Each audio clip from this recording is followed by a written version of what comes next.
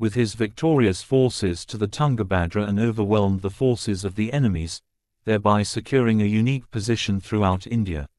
He also accepted the submission of the Ceylonese king.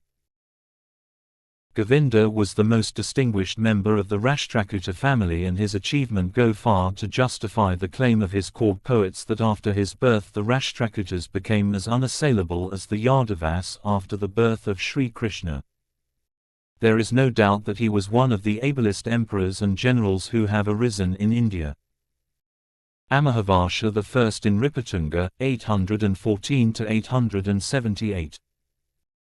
Amahavasha in Ripatunga, who succeeded his father Govinda at a very young age, had a long reign of more than 64 years and was an illustrious king of Karnataka.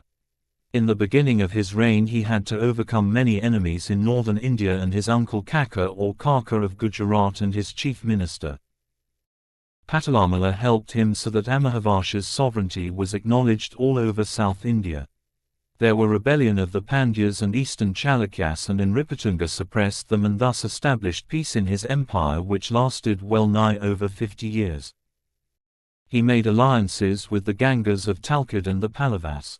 In the Ganga kingdom there was rivalry between Bhuguta I, who had married a Rashtrakuta princess, and Vijayaditya, who tried to become independent. But in Ripatunga supported Bhuguta I, and Gangas became loyal servants of the Rashtrakutas.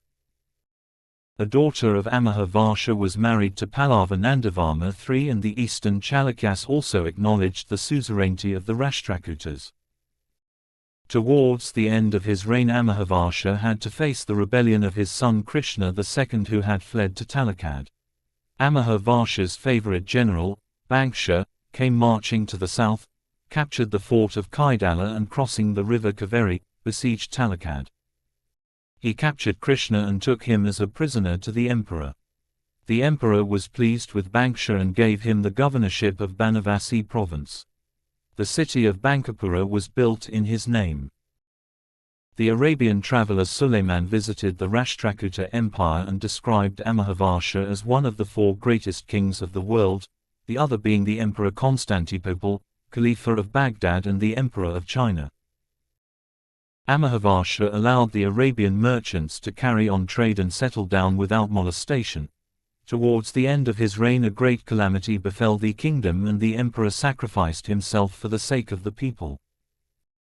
The Sanjam Grant says that some great calamity befell the kingdom, and in Ripatunga cut off the fingers of his left hand as a sacrifice to the goddess Mahalakshmi of Kolhapur, and the Kala Mati was averted. Probably he abdicated the throne soon after and became a Jaina monk. The period of Ripatunga was remarkable for the growth of Kannada and Sanskrit literature. He was an author both in Kannada and Sanskrit.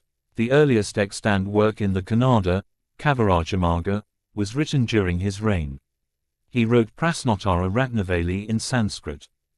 He also patronized scholars like Ugraditya, Prabhachandra and others.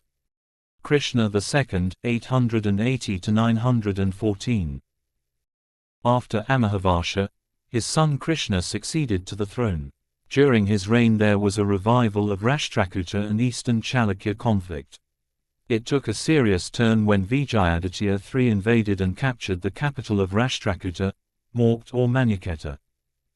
Krishna II submitted to the Eastern Chalukya king, who restored him the capital. Krishna, who was smarting under this defeat, reorganized his armed forces and after full preparations marched into the enemy country and defeated Bhima, Vijayaditya's successor. This victory of the Rashtrakuta king was only short-lived, for Bhima made another bold bid and secured the independence of the Vengi kingdom from the Rashtrakutas. Indra III, 914 to 928. Indra III succeeded his grandfather Krishna II. He carried on war against Mahipala, the Pratihara king, and defeated him. Indra's inscriptions are found near Delhi. After Indra there were brief reigns until Krishna III succeeded Amahavasha in 939 AD. Krishna III, 939 to 966. Once again under Krishna, the Rashtrakuta power revived and attained its climax. He was the brother-in-law of Bhutuga II of Talakad, and both had taken part in capturing many forts in North India. Meanwhile, Chola Parantaka I had overcome the Cheras and the Pandyas and was expanding the empire in the north. He took advantage of the two rival families of the Gangas to invade the Kola region. Therefore Bhutuga and Krishna started on an expedition against the Cholas in 949 AD. The Chola crown prince